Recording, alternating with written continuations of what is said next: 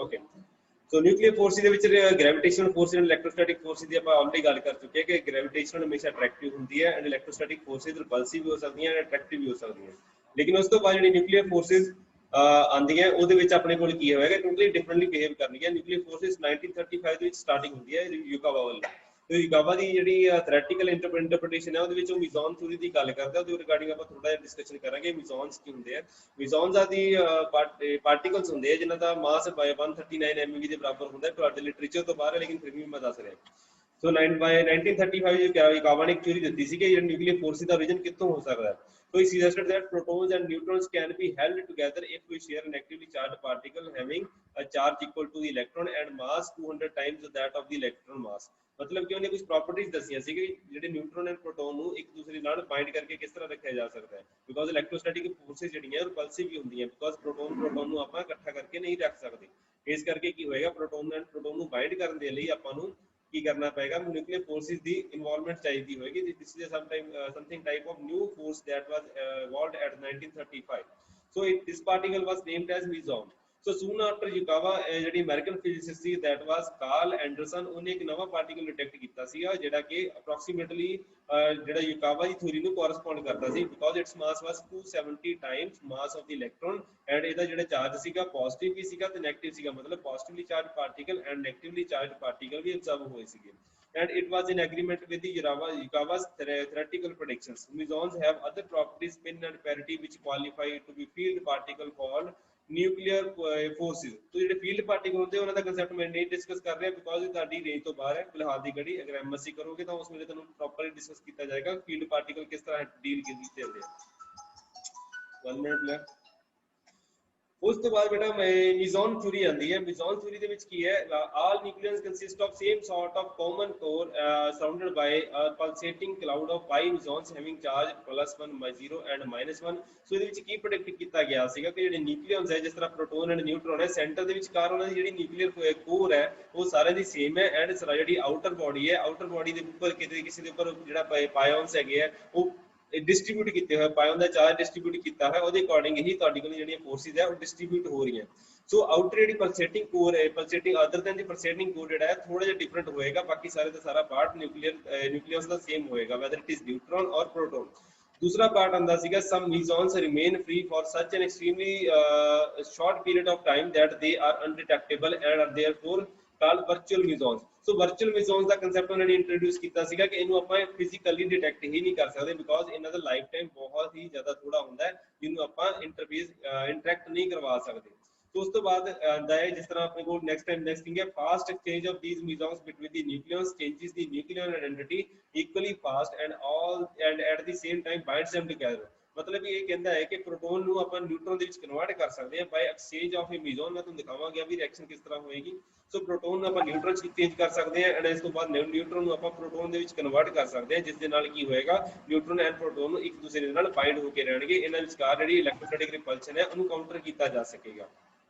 So protons and neutrons are continuously emitting and absorbing positive and negative and neutral pi mesons and these neutrons get transformed into one another so reactions वगैरह indicate कीतियां हुई हैं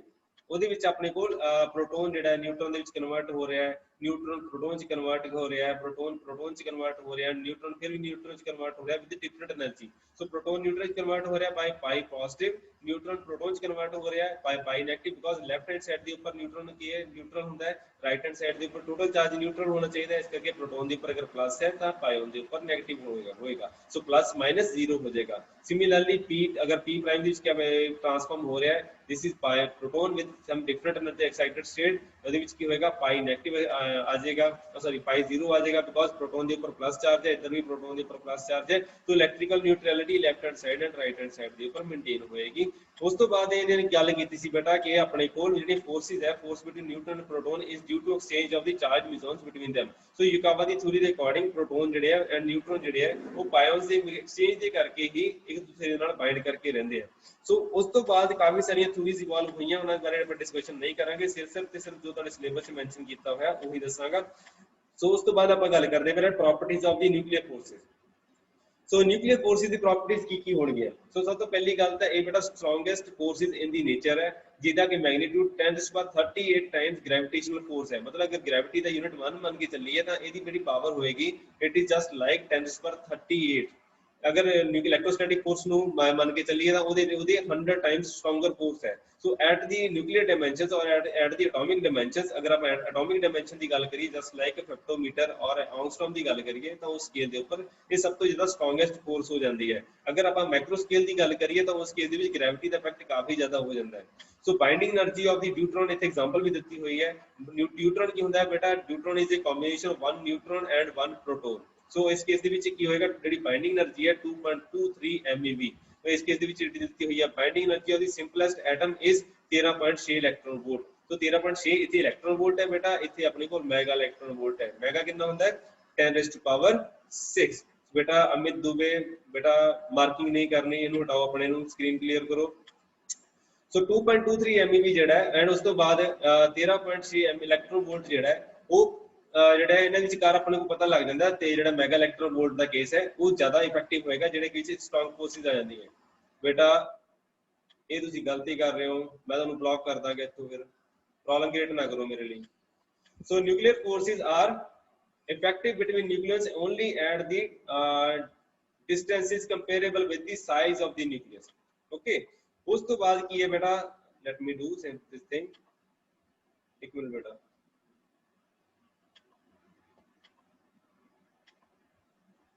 ठीक है जी,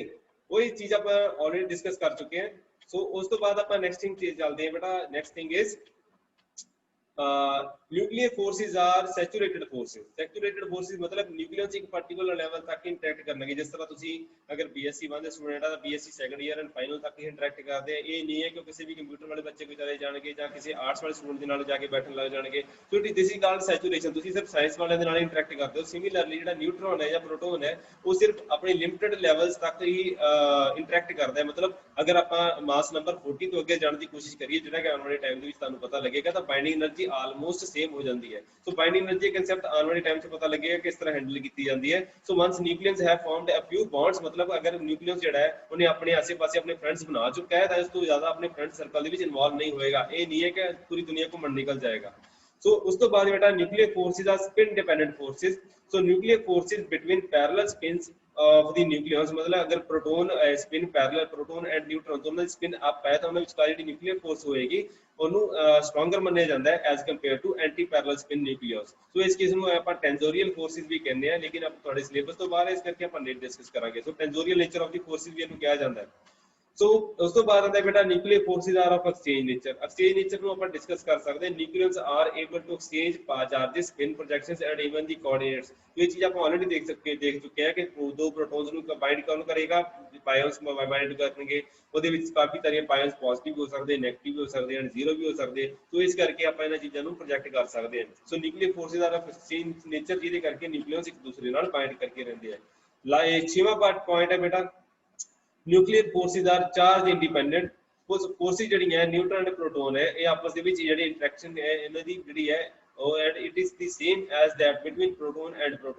ਨਿਊਟਰਨ and neutron. So ਇਸ case ਦੇ ਵਿੱਚ neutron ਦੀ ਇੰਟਰੈਕਸ਼ਨ ਜਿਹੜੀ ਹੈ ਪ੍ਰੋਟੋਨ ਐਂਡ ਪ੍ਰੋਟੋਨ ਦੀ ਇੰਟਰੈਕਸ਼ਨ ਦੇ ਬਰਾਬਰ ਹੈ। ਸੋ ਇੱਥੇ ਕੀ ਹੋ ਗਿਆ ਬੇਟਾ ਕਿ ਆਪਣੇ ਕੋਲ ਚਾਰਜ ਦਾ ਕੋਈ ਫਰਕ ਨਹੀਂ ਆ ਰਿਹਾ, ਸਾਰੇ charge whether it is neutron whether it is proton. So ਇਸ ਕਰਕੇ ਨਿਊਕਲੀਅਰ ਫੋਰਸਿਸ ਨੂੰ ਆਪਾਂ ਚਾਰਜ ਇੰਡੀਪੈਂਡੈਂਟ ਮੰਨ ਕੇ ਚੱਲਦੇ ਹਾਂ। ਨਿਊਕਲੀਅਰ ਫੋਰਸਿਸ ਦਾ ਚਾਰਜ ਦੇ ਨਾਲ ਕੋਈ ਰਿਲੇਸ਼ਨ ਨਹੀਂ ਹੈ। ਸੋ ਆਪਾਂ ਇੱਥੇ ਇੱਕ ਛੋਟੀ ਜਿਹੀ ਨੌਲੇਜ ਹੀ ਬਣਾਈ ਹੋਈ ਹੈ ਕਿ ਅਗਰ ਆਪਣੇ ਕੋਲ ट्रिटियम ਦਿੱਤਾ ਹੋਇਆ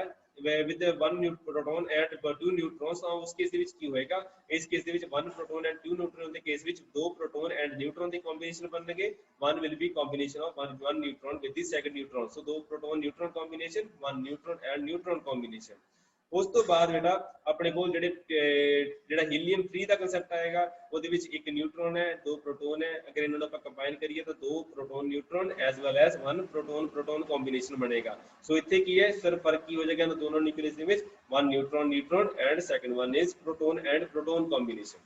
ਠੀਕ, ਉਸ ਦੇ ਵਿੱਚ ਕੀ ਹੋਏਗਾ ਬੇਟਾ, ਇੱਕ ਦੀ ਬਾਈਂਡਿੰਗ એનર્ਜੀ 8.5 MeV ਹੈ, ਦੂਸਰੀ ਦੀ ਬਾਈਂਡਿੰਗ એનર્ਜੀ ਜਿਹੜੀ 7.7 MeV ਹੈ। ਹੁਣ ਇਹਦੇ ਵਿੱਚ ਫਰਕ ਕਿੱਥੋਂ ਆ ਗਿਆ, वो फर्क सिर्फ इस करके आएगा बिकॉज ये जो न्यूट्रॉन एंड न्यूट्रॉन है ये इलेक्ट्रोस्टैटिक रिपल्शन ਨੂੰ काउंट नहीं किया बिकॉज न्यूट्रॉन न्यूट्रल ਹੁੰਦਾ है लेकिन प्रोटोन का चार्ज है अगर प्रोटोन दूसरे प्रोटोन के नेड़े आएगा तो की होएगा इलेक्ट्रोस्टैटिक रिपल्शन काउंट होएगी जिसके करके जी इलेक्ट्रोस्टैटिक पोटेंशियल एनर्जी है वो राइज होएगी एंड जिसके करके ਉਹਦੀ ਜਿਹੜੀ बाइंडिंग एनर्जी थोड़ी डिफरेंट हो जाएगी सो इस करके ਇਹਨਾਂ ਦੋਨਾਂ ਦੇ ਵਿਚਕਾਰ ਜਿਹੜਾ ਫਰਕ दिखेगा ही दिखेगा so neutron and neutron force is stronger in case of the given nuclei than proton and proton case because of the electrostatic repulsion in this case okay जी तो उस तो बाद नॉन सेंट्रल फोर्सेस ਹੁੰਦੀਆਂ ਇਹ ਲਾਈਨ ਜੁਆਇਨਿੰਗ ਦੇ ਨਾਲ act ਨਹੀਂ ਕਰਦੀਆਂ ਤੇ ਤੁਹਾਨੂੰ ਆਲਰੇਡੀ ਪਤਾ ਹੈ ਜਿਹੜੀ ਫੋਰਸ ਲਾਈਨ ਜੁਆਇਨਿੰਗ ਤੇ ਐਕਟ ਨਹੀਂ ਕਰਦੀ ਉਹਨੂੰ ਆਪਾਂ ਨॉन ਸੈਂਟਰਲ ਕਹਿੰਦੇ ਆ ਇਸ ਕੇਸ ਵਿੱਚ ਆਪਾਂ ਇਹਨੂੰ ਕੁਆਂਟਮ ਮਕੈਨੀਕਲੀ ਡਿਪਿਕਟ ਕਰੀਏ ਤਾਂ orbital angular momentum ceases to में integral part of the motion so orbital angular momentum integral part नहीं रहेगा मोशन ਦਾ ਉਸ ਤੋਂ ਬਾਅਦ ਆਪਣੇ ਕੋਲ ਇਹ ਜਿਹੜੀ ਪ੍ਰੋਪਰਟੀਜ਼ ਹੈ ਤੁਹਾਨੂੰ ਪੇਪਰ ਦੇ ਵਿੱਚ ਕਾਫੀ ਵਾਰ ਪੁੱਛੀ ਜਾਂਦੀਆਂ ਇਹ 7 ਦੇ 7 ਪੁਆਇੰਟ ਤੁਸੀਂ ਪੇਪਰ ਦੇ ਵਿੱਚ ਲਿਖ ਕੇ ਆਣੇ ਤਾਂ ਜਾ ਕੇ ਪ੍ਰੋਪਰਲੀ ਤੁਹਾਨੂੰ ਮਾਰਕਸ ਮਿਲਣਗੇ सो ठीक है जी तो उस तो बाद एक छोटा जिहा कंसेप्ट है बेटा मास डिफेक्ट का हुण जिहड़ा आपां न्यूट्रन नंबर ऑफ न्यूट्रॉन्स आपां काउंट करते हैं अगर आपां देखिए कि अपने कोल सोडियम 23 है ਉਹਦੇ ਵਿੱਚ 11 ਕਿੰਨੇ ਹੋ ਗਏ प्रोटॉन हो गए ਤਾਂ ਉਸ ਦੇ ਵਿੱਚ 12 ਆਪਣੇ ਕੋਲ न्यूट्रॉन हो गए ਤਾਂ ਉਸ ਦਾ ਜਿਹੜਾ ਮਾਸ ਹੋਣਾ ਚਾਹੀਦਾ ਹੈ प्रोटॉन ਐਂਡ न्यूट्रॉन ਦੇ ਕੰਬੀਨੇਸ਼ਨ ਦੇ ਬਰਾਬਰ ਹੋਣਾ ਚਾਹੀਦਾ ਹੈ ਲੇਕਿਨ ਐਕਚੁਅਲ ਦੇ ਵਿੱਚ ਇਦਾਂ ਨਹੀਂ ਹੁੰਦਾ ਉਹਦੇ ਵਿੱਚ ਕੁਝ ਨਾ ਕੁਝ ਮਾਸ ਹਮੇਸ਼ਾ ਮਿਸਿੰਗ ਰਹਿੰਦਾ ਹੈ ਜਿੱਥੋਂ ਕਿ ਆਪਣੀ ਬਾਈਂਡਿੰਗ એનર્ਜੀ ਦਾ ਕਨਸੈਪਟ ਇਵੋਲਵ ਹੋਏਗਾ ਸੋ ਮਾਸ defect that is the mass difference between the theoretically predicted limit and the actual experimental value is given as the mass defect that is delta m so ਇੱਥੇ ਕੀ ਲਿਖਿਆ ਹੋਏਗਾ theoretical limit ਦੇ ਵਿੱਚ ਕੀ ਆ ਜਾਏਗਾ ਇੱਕ number of protons multiplied by the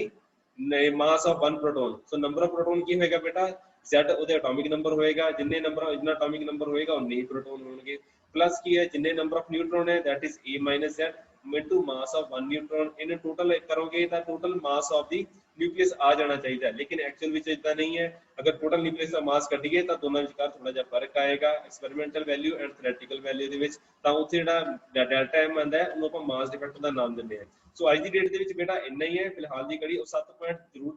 properly अपने mind they विच बिठा लियो अगर कोई प्रॉब्लम आंदी है तो आपां नेक्स्ट टाइम दोबारा डिस्कस कर सकते हैं बिकॉज ये एक इंपॉर्टेंट टॉपिक है एंड तुहानूं पेपर दे विच बहुत बार पूछे जांदा है अदर दैन बाइंडिंग एनर्जी तो इस पेपर दे इस चैप्टर ਦੇ ਵਿੱਚ ਬਾਈਂਡਿੰਗ એનર્ਜੀ ਐਂਡ ਤੁਹਾਡਾ ਜਿਹੜਾ ਨਿਊਕਲੀਅਰ ਫੋਰਸਿਸ ਦਾ ਜਿਹੜਾ ਕਨਸੈਪਟ ਹੈ ਇਹ ਜ਼ਿਆਦਾ ਇੰਪੋਰਟੈਂਟ ਹੈ ਐਂਡ ਇਹਨੂੰ ਤੁਸੀਂ ਪ੍ਰੋਪਰਲੀ ਗ੍ਰੈਸਪ ਕਰ ਲਿਓ ਅਗਰ ਕੋਈ ਡਾਊਟਸ ਵਗੈਰਾ ਹੈਗੇ ਬੇਟਾ ਤਾਂ ਮੈਨੂੰ ਹੁਣੇ ਡਿਸਕਸ ਕਰ ਲਓ अगर कोई क्वेश्चनिंग है तो हुणे पूछ सकते हो because we have plenty of time मैं अपना टॉपिक लिमिटेड टाइम से खत्म किया है बिकॉज मैं ਤੁਹਾਨੂੰ ਜ਼ਿਆਦਾ डिस्कशन ਦੇ ਵਿੱਚ नहीं ਪਿਆ अदरवाइज ਤੁਸੀਂ कंफ्यूज हो जाओगे एनी डाउट्स बेटा ਤੁਸੀਂ ਆਪਣੇ ਆਪ ਨੂੰ ਮਿਊਟ ਅਨਮਿਊਟ ਕਰ ਸਕਦੇ ਹੋ